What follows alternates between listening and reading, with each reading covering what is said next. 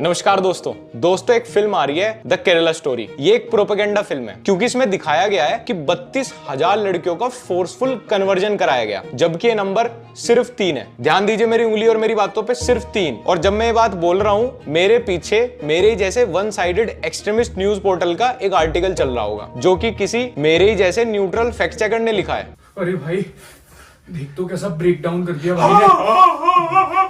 मैं तो वेट करता हूँ इनके ओपिनियन का। अब अगर भैया के खिलाफ कोई वीडियो बनाएगा ना, उसे लिख देंगे I'm back। नहीं, उससे बढ़िया वो लिखेंगे That's why education is important। नहीं और वो भी लिखेंगे That's the difference between a छपरी and a educated person। चलो फटाफट फावड़ा और वो उठा लो, मेरा आज हथौड़ा उठा लो।